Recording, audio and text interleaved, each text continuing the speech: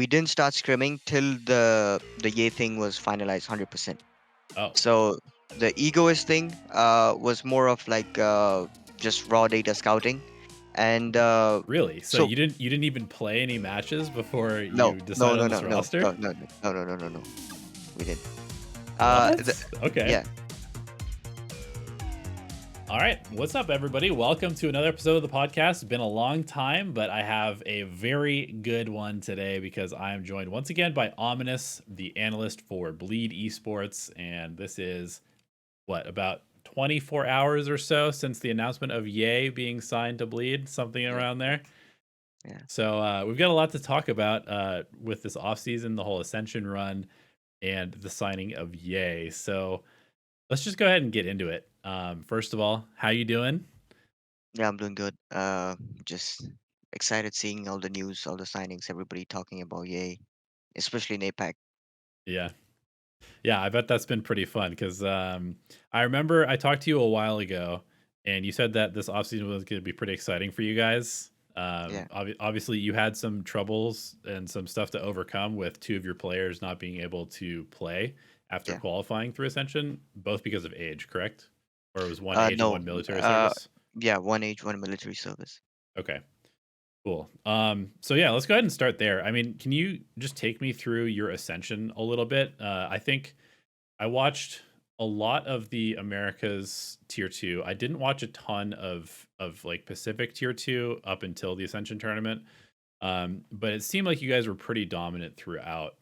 Um, what was playing in tier 2 in the Pacific region like? So, predominantly, like I'd say, we were like one of the teams that were expected to win. Yeah. Not just MYSG, but Ascension as a whole. There were a few other teams that could have challenged us, but for some reason they couldn't. They didn't win, didn't make it past their regional leagues. I don't know. Uh, then finally playing at Ascension. Of course, we knew it would be harder than the regional MYSG league because the competition is tougher. There's like Japanese teams and Korean teams, especially like Damwon was like the team which I was like kind of worried about. They actually did beat us, but for some reason again didn't make it past the group stage. They choked when it mattered. And other than that, I feel like we could beat any team, and which we did. So it was not a problem. Okay. So aside from Damwon and Korea, were there any like specific regions or play styles that you really didn't like playing against during the whole tier 2 season last year? I mean, APAC as a whole has like different play styles, like at slightly different play styles across many Right. regions. But I wouldn't say like I don't like, but the teams that could probably match us, I'd probably say was Myth, made in Thailand, the Mhm. team with PTC and Kadum. But again, for some reason, they choked when it mattered and didn't even qualify for Ascension. Okay. Gotcha. And then so the actual Ascension tournament, um, it was just like a qualifier from each of kind of like the sub regions, right? Yeah, 10 sub regions. 10 sub regions, and then you Yeah, played through was I can't remember. Was it group stage and then bracket? yeah, yeah. Two groups. What do you call it? 5 teams each, and then a single LM bracket. Okay. Yeah. And how was that? Was that like pretty straightforward? Was it like really nerve wracking the whole time? Obviously, because it's like so much is at stake, right? Even Yeah. if you are the favorite, I'm sure it was kind of like we'll see. The problem was when we saw the format first come out and we saw the playoffs for single LM, that was very scary, very Right. scary. But then I mean you just have to play because it's the same for everyone. But I don't know, just seeing single LM, it like adds so much pressure, you know. Mhm. And Like there's actually, in no the groups, you yeah lost the game, right? You lost yeah to damn D one plus, yeah yeah D plus, just different name. but you were never really at any risk of not making playoffs. So you ended up Yeah taking yeah first seed, and then yeah in your first matchup, you had Boom, and from there yeah it was just two wins and that's it basically, yeah and you make yeah it. yeah. Okay. But the boom game was kind of hard. I'd say like they played much better than I'd expected, Hmm. and because I think they had good reads on us, maybe I don't know, and we also kind of played bad, especially on fracture. Sorry, not fracture. It was the second map, Pearl. We were like 9-3 down or something, Hmm. but then we came back. And as for the finals against Scars, that was a much expected game. Like we had good reads on them on Scar especially, and we knew how to beat them generally. Yeah, it was pretty one They sided. relied too much on two of their players. I mean, Right. Makes sense. Um, how did the young players handle this? Because like your squad is pretty young, right? yeah, Obviously, yeah, one of them can't even play this year because of yeah, his age. But there wasn't a ton of experience outside of Scary on this team as far as yeah. like international or even just kind of like tier one play, right? Mm. Uh, for that, I'd say like there's like a bit of experience because Kong, I mean, crazy guy, he has Hmm. played it. He's been playing CS for a very long time, so he's quite experienced. He has played a few lands, so for him it was okay. As for the others, so during November last year, we attended this GXR LAN in India where we played Team Heretics, Paper X, Global Esports, Hmm. RQ, etc. And it was a small LAN, but I think that LAN did give us some experience to play on LANs. I think it was quite helpful. Okay, Just looking back right now, I think it was quite helpful. cool. And yeah, that's right. You guys were actually on land in Thailand for the Ascension tournament, right? Yeah, yeah. Cool. Okay, so I guess take me through that last little bit. Like you guys qualify. What did you feel? I guess at the end of winning the tournament, was it kind of like satisfaction, like everything we knew was proven, or was it like relief, or what? It was more so like proven and relief. Like as soon as we won, I mean, we had to prove something, and I just texted our boss that that uh the investment and everything it worked out in the end Hmm. because it would have it was literally like make or break. I would say we had to make it a franchise because I think we are like a even with the old roster that we had, I can like pretty much say like our roster was at least better than five franchise teams in APAC. So I'd say we deserve to play in franchise, like even from last year, and which we did. The other thing, like right after winning, a couple of days later, I mean, we kind of already knew that Neff might not make it. Hmm. So I mean, as soon as you know the the dust had settled, it had been like 2 days. We already started looking at options, like how do we replace him, who do we try to get him. Okay, because that Mm. the military service was coming up for him anyway. Yeah. Um, As for the second one, for the Tyler one, no, that was like a bit unexpected. okay. Gotcha. Well, Yeah. at least you knew that you were gonna have to make some changes. So yeah, I Yeah. guess let's just go right into that. Off season has been insane, like for all regions across the Yeah. board. The amount of Yeah. roster moves that are going on. Has it been surprising to you, like how many teams are changing their rosters and mixing things up? Compared to last year, I'd say yes, Yeah. because I expected changes, but not so many changes that there are teams blowing up entire rosters. Right. Yeah, I did not expect that. I Yeah, did not especially after expect a that. single season, Yeah, basically. especially Yeah. after like one season. Yeah, Yeah. yeah, Okay, so I guess let's kind of dive into your off season in particular then. Obviously, you do a huge amount of the scouting for the team, yeah. and what is that like? You do you bring is how do you pronounce it? Is it Legia or is it Legija? Legia. Legia. Okay, Yeah.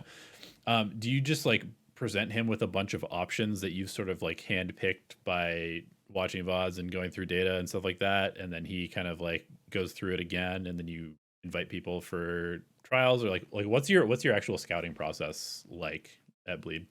Okay. So first of all, first thing that I'd say I do that other teams don't is sometimes players or teams, they they don't even look at stats. Okay, they'll probably see like, oh, this guy was the best performing player, best jet player in this league, we should sign him.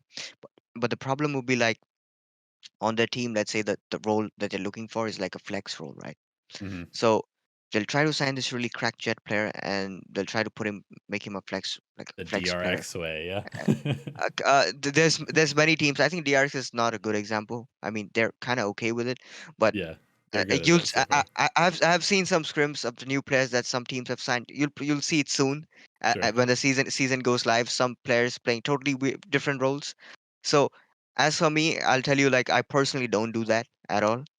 If I have to scout for a specific role, I only scout for that role because when you do this kind of thing, right? Like when you bring in a, let's say, a really cracked jet player and you make him play smokes or like flex or something, you're basically hoping he changes his play style, right?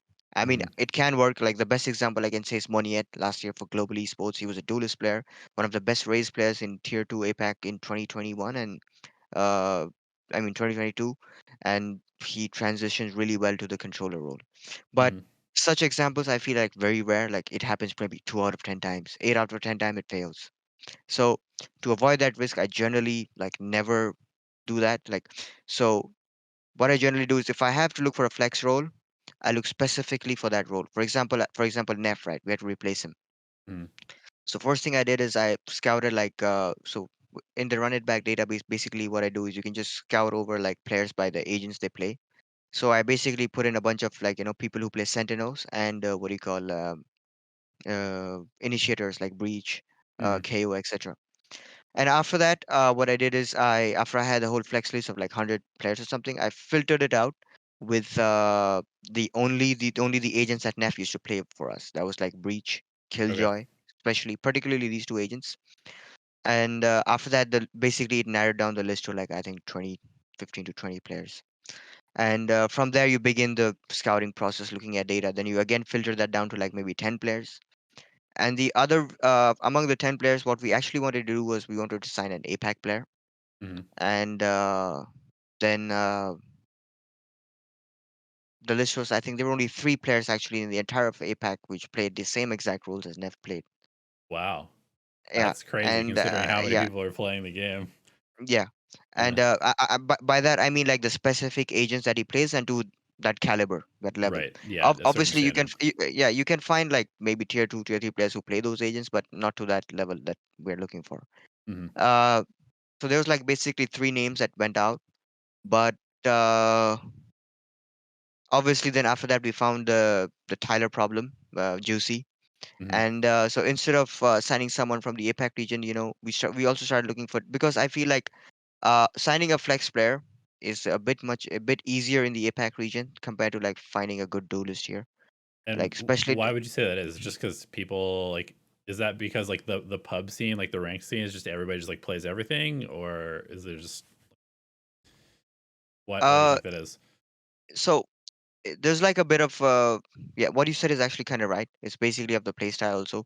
The other reason is that I'd say there were a few players inside the APAC region that could have replaced Tyler Mm, or Juicy, but there were problems such as language barriers. They didn't speak English, and mm, the other problem was many of them were already contracted to other teams, and it would be very hard to sign them. okay. So these were the two main reasons. And if you see like in the other, for example, EMEA or what do you call Americas. There's many free, even now, even after the signing of Yay and maybe even Aspas going to Leviathan, there's still many like I think really really good duelists available on the market as even as free agents, like Hmm. Demon1 for example, Tomazy in EMEA. I think like these two players. I mean, Demon1 for sure, he was the MVP, but I feel Tomazy is like one of those players who's like so underrated. He can easily do so well in tier 1. Hmm. Gotcha. Okay, so I have to ask, and you can answer this however you want, but obviously there's been quite a bit of like press around the bleed war chest, as it were, like the bank Okay. accounts of bleed. And even like last year when you were in tier 2, Okay. the social media account was popping up, like, hey, we'll give you $1 million, come over here, that kind of stuff.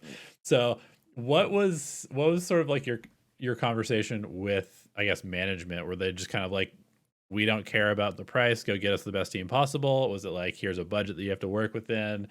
Or like, how was that conversation? So I'd say I'm pretty close to the management, but the thing is, right? Yeah, we might have really, I won't say infinite funds, but we have we have a good amount of funds. Okay, Right. but the thing is, every player has a valuation. Okay, Hmm. and even though we might have like a lot of funds, we never pay more than what that player's valuation is. Hmm. So yeah, you can be a really good player, but at the end of the day, you'll have a valuation that we value you that much. Okay. So you'll never see us trying to sign a tier two player for 1 million. That's not going to happen because we know how much that player is valued at. Okay. Yeah. And are you kind of responsible for like making a list of all these players and like you think they're essentially their rating in your databases or systems, or is it just Not really. I mean, I no? do all the scouting stuff, everything, but coming up with the valuation, of course, I'm able to give my inputs, but it's more of their job. But they're also pretty involved in the Valorant scene. They know the players, what Okay. the names I give, so they also have an idea of like like there's no way this tier two player we're gonna pay 1 million or like even 500K for this tier two player. So they know it well. I mean, they do their job pretty well. Cool. Okay, so I guess before we get into the EA stuff, which I know everybody wants to hear about, but um, I I guess I wanted to follow up on the Sentinel flex position. So you had like these three candidates, and then did you like bring them into the team to do some trials, or what was that like? Because at that point you still needed another player. So were you having like was like Juicy like in for trials, or like what was the trialing process for these like Sentinel or flex players that you're looking at? So the thing is, these three flex players, like all of them were from APAC, so Okay. they would have never. There was no problem. I mean, how do I say it? They would have been. Wouldn't have been a problem even if you would have signed EA, because Hmm. they would be. They would not count as imports. Right. But the problem started. Like the first one was he could not speak English at all, so he was off the list instantly. The second one we tried. He was a franchise player, and the asking price from the org was ridiculous. I'd say, it Okay. was it was ridiculous. So we didn't want to pay that, and finally, after like doing some research and like just going around, I think we signed Egoist, who I think is a really really good player. Hmm. Uh, he doesn't play all the flex roles as, let's say, breach or anything, because our Derek Darion, he's actually willing to play breach, and I think during the scrims and trials he played breach, etc., to a really good degree. But as for the sentinel role, I'll tell you that Egoist was the best cipher and killjoy player in all of tier 2 APAC last year. Okay. So like hands down, in like multiple statistics, he outfragged and outbid many players. So it made sense, we signed him. And the second reason was he's Singaporean, so Sure. uh And it that was with helps us like. X10, right? He was with X10 Yeah, he was last with year. He was with X10 last year. Okay. So it helps us like grow our local scene, keep our identity to a bit, like represent Singapore as a country and a Right. region especially. And yeah, among all the available options, I wouldn't like I would say he was the best available option in all of APAC. And plus he was a free agent, so it made sure like we had to sign him. Sure. Wasn't there a rumor that he was going to go to Paper X at one point? Was that? Yeah, he did. Yeah. I believe he did have tryouts with them, but Hmm. I think he it's his position suited us better, because honestly, like we would just play him as dedicated sentinel every map, every game, I think. Okay. Gotcha. Because yeah. And okay, so cool. So you signed Egoist, and I don't know if you're allowed to talk about was the timeline like you got Egoist on the roster and then you started looking for a duelist, or were you kind of like looking at both positions like concurrently at the same time? No, we're looking at both of them at the same time. Okay. Yeah. Did that complicate like your trials? Because obviously if you're doing like scrims and then you're changing out two different positions, the team is going to function in a different way, like from scrim to scrim, I would think. Or No, no, no, no, no. The thing is with like we didn't start scrimming till the Yay thing was finalized 100%. oh, So the Egoist thing was more of like just raw data scouting. And really? So so you didn't even play any matches before no, you no, decided on no, this no, no, roster? no, no, no, no, no, no, no, no. We didn't. The, What? Okay. yeah, yeah. No, the main reason was so we did scrim this week, and I'd say like you have certain expectations of a player, right? When you first sign him or when you see him in scrims. I'll just tell you that at least for Egoist, he played like beyond at least my expected level, Okay. and I think other teams in APAC. I mean, next year, even people who don't watch APAC, or you'll hear that name a lot. He will definitely be one of the players to watch out for next season. Okay, sweet. Well, Yeah. I mean, that's exciting. That's so crazy to me that you guys like finalized your roster without even playing. Because I feel like in North America, I mean, you just see teams like a new guy is just part of like the scrim every day. And they're just like, you come in, you play some rounds. Like you come in, you play a couple scrims. You come in, you play a couple scrims, and they decide based off like the chemistry and stuff like that. No, the thing is, right. I agree, and that is something I would love to do. I recently did another podcast, like I think last week, and they asked me a similar question. But the problem comes down to logistics over here, especially. Right. Uh, there's two reasons. First one is like obviously logistics. For example, let's say Yay, right? Let's say like, we signed him second, basically after the Egoist thing. But let's say had we signed him first, to try out someone, we would have to fly him all the way from the US to Singapore just to try out scrims. Right. And even the players we're looking for were from like different parts of APAC, uh, or different parts of Europe also. I did scout a few players from Europe, and logistically doesn't make sense that you fly them out to Singapore for a tryout, and if it doesn't work out, they go back. I Right. mean, it's kind of. I don't think that's the right thing to do.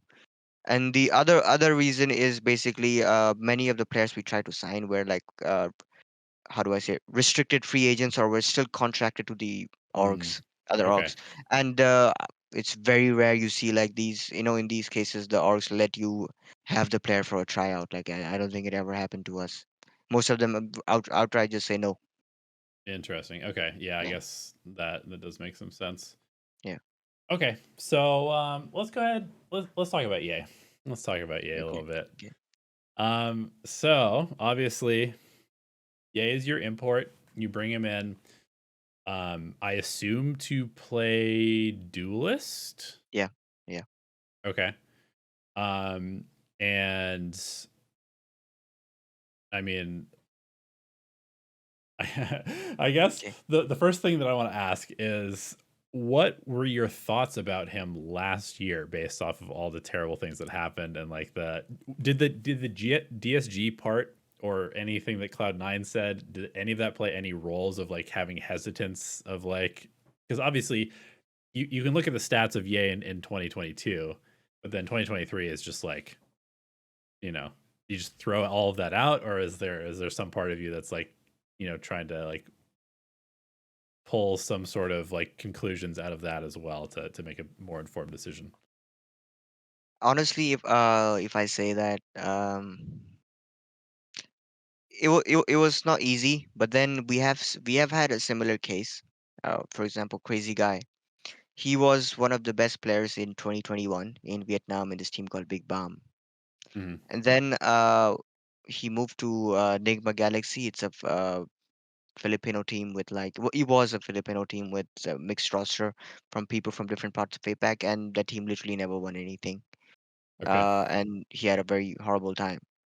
But then if you do the right scouting, right, even if you like see like there's something like sometimes I do like how do I say you look at statistics based on results, like stats when the team won and stats when the team lost. Mhm. And doing it that way, you can actually find a lot of patterns about individual play in these games or in these matches. And I had already noticed that, and I'll tell you that Kong was back then one of the best. I wouldn't say he's like the best initiator player, but at least the best IGL initiator player, who's also calling and as well as fragging to a certain degree. I Mhm. think he's still by far one of the best in like in the if you add up those two criterias like fragging plus IGLing. Even while And losing, his stats were good, yeah, basically. even while losing, yeah, even while losing. So winning or losing doesn't necessarily always tell you what kind of a player you are. You can be a really good player just stuck on a bad team. And so as for Ye, I'll say that if you look at the Cloud9, the time he had in Cloud9, he barely played anything. He Right. just played two matches at lock-in, I think, and that was it. And I don't think he played anything bad at lock-in. And Yeah, I after mean, that, the DSG thing, Uh, so we did have conversations with him like prior to like we got signed, and much of what happened at DSG was, I'd say, not in his hands, not in his control. And as for stats, I think he did pretty well. Like in the kind of team he was, the amount of matches they lost, I think he did quite well, even statistically in those matches or in those games. Gotcha. Okay. Makes sense. Okay. So what was that first like conversation like? I mean, obviously for somebody to move regions, it's kind of a big deal. How much convincing did it take to be like, hey, come over to Singapore and like, obviously we're gonna speak in English. We communicate in English already because that's what you guys calmed in last Yeah, year, right? yeah, Because you have people from various different countries anyway. yeah, yeah. Um, I guess like how hard of a sale was that to Ye to be like, hey, come to this Ascension team that you know? It was hard, but what really helped us, I'd say, is because of Legia. He was in NA for a while. He used to coach the NRG CS:GO team, so he kind of already Okay, knew Ye. He kind of already knew Ye from a while, did and he like coach Ye at that point, or was Ye on that I, team? I, I don't I, remember I, his history. yeah, I don't think he coached him, but they did work together for a while. That's what he said. Okay, So there was always like understanding between him and Ye, and Ye actually was really looking forward to work with Legia again. So that helped us a lot.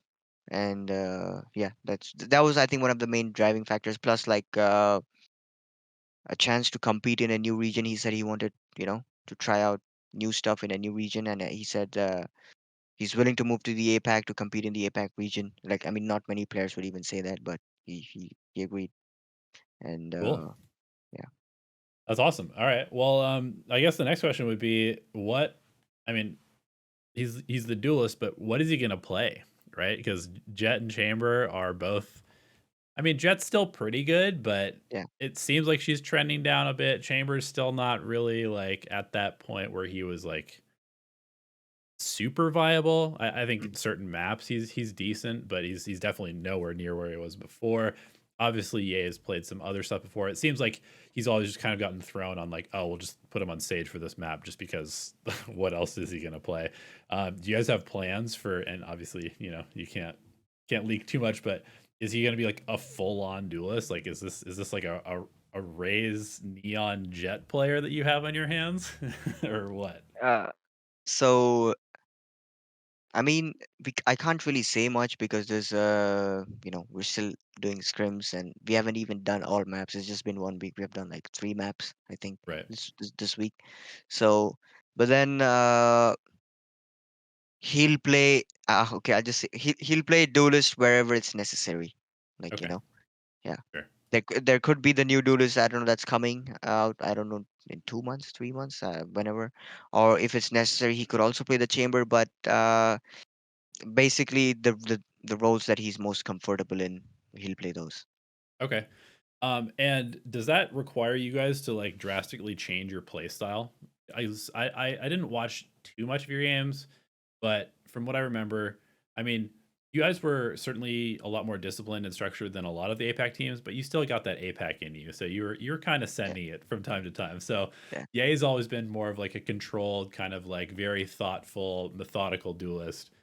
Do you guys have to like drastically change how you're approaching the game to kind of accommodate him, or are you going to turn him into just one of the raging APAC players that's holding W and weird stuff? I mean, like you said, a bit of both. But Mhm. I think based off what I've seen so far in his ranked games, and even on the zombie account, or even like what do you call it, the scrims, I think he can easily do both. And Okay. I think I was quite like surprised. I saw him, do the latter part, just hit W and just send it. And I think he can easily do both of them. Okay. Yeah, Well, that'll be interesting. See a yeah, little bit of unleashed Yay maybe next year because I mean under he was basically under FNS and then we won't even really talk about last year, but FNS and the energy NV optic structure has always been very kind of like controlled and systematic. yeah. So it should I mean, the Andbox here was kind of like that, right? right. We might try to get him back. The Uh, Andbox here. the Reina Yeah, breach Yay. yeah, yeah, yeah. Okay, cool. All right. Well, I guess the next thing that I want to ask you about is as far as like off-season moves go, would you guys say, I mean, this is maybe kind of a dumb question. I think you're just going to say yes, but how would you rate your handling of like the off-season? Because it's been so chaotic and everybody's, coaches are getting fired, players are getting fired, like new players are coming up. How is like navigating this whole process for the first time? Okay, I mean, if I want, I can easily tell you, oh, our handling was the best or whatever. Right. But I'll try to justify it. Uh, why I think ours was. I don't know if it was the best, but I think what we could do, we did best. Mm, So signing agreements and verbal agreements aside, our roster was pretty much finalized almost a month ago. okay. Yeah. So the reason why I think we did best, what like in our regards at least, is that we finalized everything really quickly. So none of the like, oh, this player is available, he wants to leave, we should sign someone, just messaging random players, 10 players still.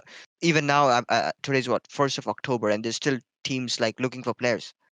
Right. And so in a way, the faster you finalize all this, the more time you have, to focus on the off season, just scrim, build team chemistry and stuff like that. The more hands-on, progressive stuff, team building, being being being actually better at the game with the roster.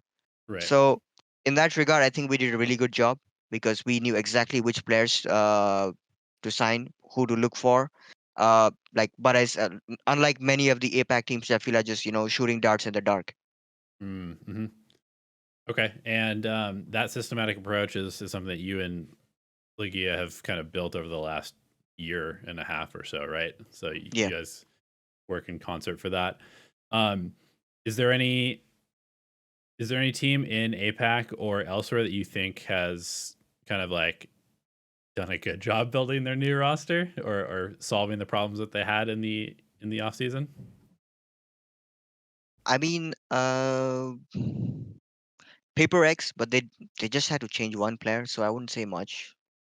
Uh, And they basically went out and got like kind of the most talked about yeah, yeah, player in their region, essentially. yeah. Other than that, teams that have made like many changes and come out good, I'd say, mm, not many. I think. Yeah, Okay. I can't remember.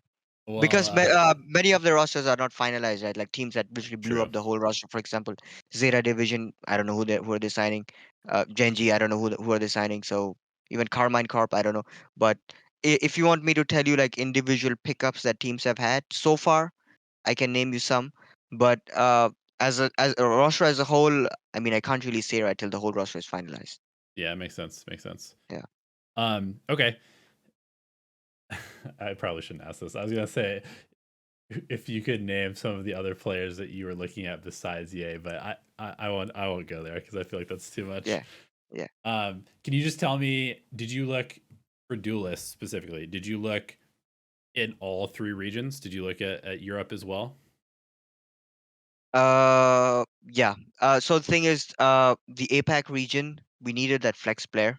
I Hmm. mean, initially before the Tyler news came out, I did look at Duelist in the APAC region, but when that news came out, then we had to shift focus a bit, and since we can only have one import, I started focusing more on the flex role inside the APAC, and the Duelist roles more towards EMEA and Americas. Okay, cool. All right, last couple of questions I have for you.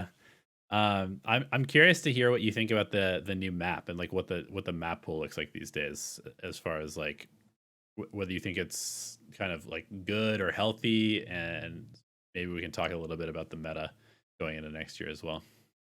The map pool changes I think hurt us a bit. They took out Pearl. They took away Pearl from us. It was like Okay. our best map. I think we are one of the best teams in Pearl. Uh, all through this year. Sunset, I don't. So far, Sunset kind of looks like people say it look. I mean, it's like Ascent. But I don't know. I just feel like it's like one of those double controller maps for some reason. Something like I don't know, Breeze.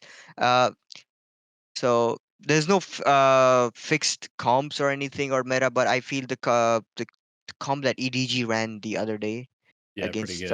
ASE, yeah, I think I like that comp a lot, and I think that comp is quite stable and might be the future of this map, at least for now. That was like Viper, Astro Chamber, Yeah, it was a double. Raze. The reason why it caught my eye because I always thought this was a double controller map, Yeah. and they actually ran a double controller as well, and it was quite well-rounded comp. Yeah, there's some good spots for the chamber to do stuff too. Yeah, It seems like a map that could be very powerful with the operator as well. yeah, Maybe. yeah. Um, okay, cool. And as far as the meta goes, I mean that's one thing that I think a lot of people have been wondering about, like the EA pickup and how much value he's going to have, just because we've seen kind of like with first it was the jet nerfs, and then we saw sort of like this big fall off of people who weren't able to switch over to the chamber. Obviously, EA kind of like really made his name on the chamber, but then the chamber nerf happened, and then it's like, okay, you go back to Jet, but then Jet is like less good than she was, and then what do you play on like bind and that type of stuff. um so now, um where do you think the meta is going? I mean, it seems like Ray's double controller Sky is like kind of it, with like a Killjoy as just the Yeah. default control, default sentinel, because nothing I don't else know. is remotely close enough. But is that your read, unless like big changes happen from Riot? So I can't really say about the big changes, but for example, like Chamber, right? Mhm. I think Chamber is in a good spot, much like Jet. So what I mean by that is Chamber is not viable on every map, but it Mhm. is still viable on some maps, just like Jet. Jet is viable on some maps, not on every map. It's not like 1 year ago when it was viable on all maps, Right. but I think it's like quite balanced. You can still run Chamber on many maps. I'd actually even say Chamber is a bit underrated right now. Many people just I would agree. don't pick him or play him, but I think he's quite he you can run Chamber on many maps. And as for Ye, I think he was one of the best Chamber players uh, ever, if Yep. not all time. So Yes, undeniable. yeah, so if we ever get a chance, you will see him on the Chamber again. Cool. Yeah. Who do you guys have a Raise player currently, or is that sort of like a role in flux at the moment? There's the our previous Duelist and even Ye both can play race, so there's actually no problem. Okay, the Yay Both of them. Raise, that'll be I mean, it might happen. I don't maybe. know. Yeah, Maybe. Otherwise, it would be Darion playing it, right? yeah, yeah. Yeah. Okay. Cool. Let me think. I think that might be all I really have to ask you about. Okay. I think the last thing that I want to ask is, when do we get to see you guys play? Are there any off-season tournaments that you guys are like allowed to talk about yet, or is this just kind of like a waiting game at this point? Personally, for me, I would love to play, but I think the off season is terrible, very bad. At least tournament wise, I'm gonna be very honest. It's Mhm. terrible. There are no tournaments, nothing to play for. Uh, I don't even know what tournaments were invited. It's October, November. It's like we're 1 month into the off season and there's literally no news, no tournaments, nothing has happened. And honestly, I don't know when are we gonna play. We might just scrim all the way till December and just play in the. I think it's the third week of January. I think the league starts, so we might just play then. That's But crazy. if we do get invites for decent tournaments, I honestly don't mind playing, but I don't know, we'll see. And there's also like logistic compared to last year, there's also like logistical issues like about visas and stuff. So all of us Right. have like applied for visas and stuff, and there's like looking for a boot camp in Korea and like settling down. So there's also a bit of like logistical and time schedule issues. So even if we are invited to like some tournament and because of like we might have to go to Korea to check out the boot camp or get settled in. If it like conflicts or coincides with like these things, we might not even play it. But just looking at it overall, there's like literally no tournaments. So what do we even play? Right. Yeah, it's pretty pretty weird. It feels very weird that Yeah, there's just like nobody really knows going. I mean, it's good for like the Americas region and EMEA, who have not figured out what they're doing with a lot of their rosters, but yeah, I mean, I just want to It's one of those things, right? It seems like a break will be good, but then 1 month in, you're like, I just need to see some games at this point.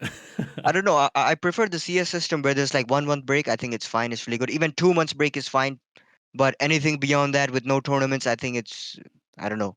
Like you shouldn't be doing that at a professional level. You should be playing more. Yeah, yeah. I think a lot of people would agree with that. I actually did want to ask you a little bit about Ascension this year. Obviously, you guys have done it already. So what do you think about the chances of some of the teams? I mean, the rosters are probably all waiting for, tier one players to finish being signed and then they can do theirs. Do you have any sort of like front runners or any advice to these teams that are going to try and take your path next year?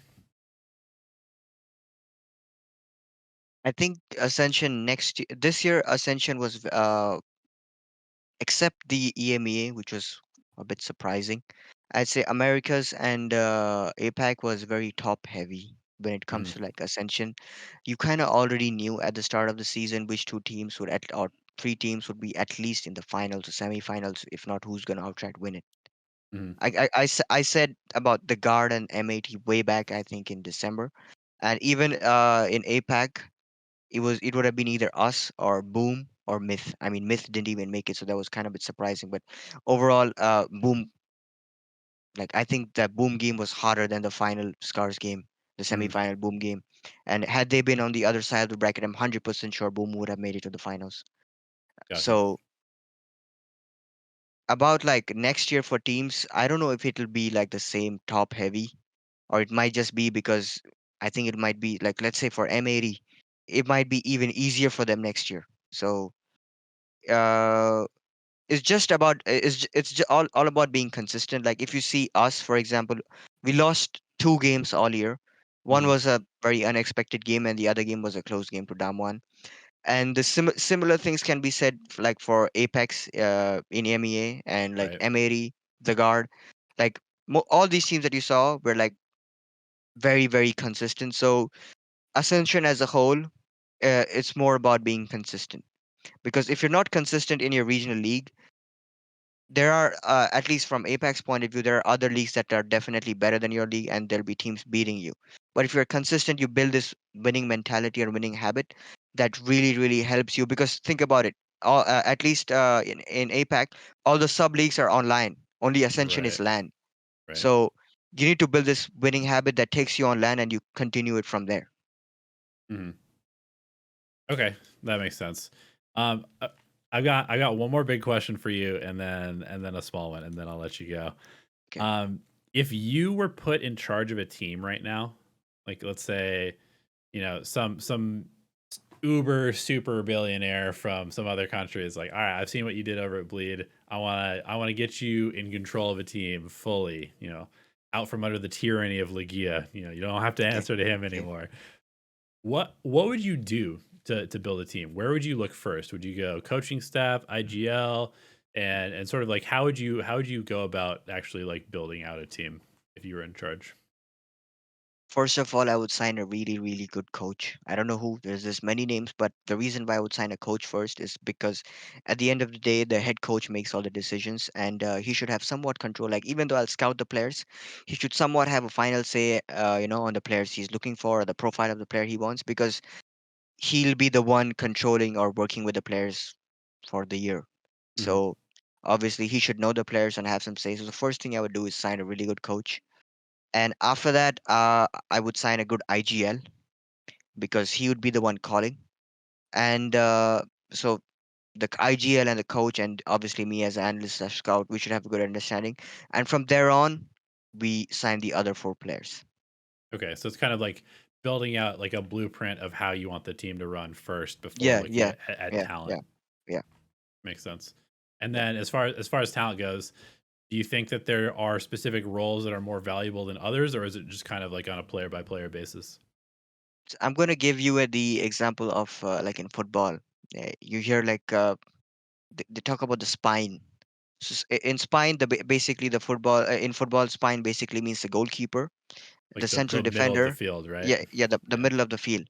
So the same way I feel this when you talk about the spine of a team in a Valorant team, I mean the duelist, the IGL, and the controller player. Controller player. Yeah, Interesting. I yeah. would have thought you would have gone for initiator, but I guess initiator and IGL often have overlap. That too, and many a times, especially in the current meta, like for example, Nef for us, right? The Sentinel player also plays like breach and stuff, unless you have a very dedicated Sentinel. So that's more of like a flex role. I feel Mm, like once you build these three roles, the controller, a dedicated controller, a dedicated IGL, a dedicated duelist, the other two players you can sign really good players just to overlap and fit into the chemistry. But if you interesting. like, yeah, if like as a spine, I always try to look for these three players first. It's a duelist, the IGL, and the controller player. Okay, that's really interesting. I mean, it makes sense. I just wouldn't have really thought about the controller because I mean, I guess I just remember when the controller role was kind of like, oh, these are the players that are carrying the games, right? Like the Marved and the Yeah, Mako and that sort of era of the game. So it does make sense, but I think in the last year they've kind of been like pushed to the wayside, but also the teams that have like the insane controller players are quietly like the best teams in a yeah. lot of cases. Even yeah, like you can look at like for example DRX. They've been obviously they have not won anything internationally, but they do come close, and they've been a very consistent team. And one of the main reasons is because they have a really good controller in the form of Mako. Hmm. And the same thing if you go back and look at last year's run for Optic and Loud, they had Pankada and Mopped. Right. And even when Zeta Division were so consistent, they had Sugar Zero. So I think having for us we have Scary. I feel he's like easily top three, if not top two controllers in APAC. Hmm. And having a really good controller player personally, by having him on my team and having worked with him, it matters a lot. I feel it matters a lot. Cool. Well, that's some good knowledge for anybody who's looking to form a team out there. All right, last question for you, dude. And thank you so much for joining me. Um, will we see you guys in Madrid? First major of the year. I hope we do. Like, uh, expectations aside, I don't want to like put pressure on anyone or set false hopes or false expectations. Like, we'll definitely qualify for Madrid or win champions or something like that. But I do expect us to make it to at least two of the three international lands, if not all three, next year. And we'll see how we do there because it'll be our first time our first time as a org, but many of the players have already played. So we'll see. It's more of like one step at a time, but the goal definitely is to make it to at least two out of the three international lands next year. Okay, awesome. I love to hear that. Yeah, And yeah, we'll see whether that comes true. I'm a big believer in you guys. I think I would immediately put yeah, you in like the top three, top four of teams just based off yeah. the roster you put together, and obviously knowing you and knowing what your coaching staff and structure is like in the team. So hopefully we'll see that success. Thanks again for joining me. Do you have anything Yeah. that you want to shout out before I let you go? I don't know. You've always been very supportive, and whatever you say, like last year, you said you will win Ascension, so it came true. So you and all the fans just keep supporting us, and yeah, keep believing us, and let's see how far we go.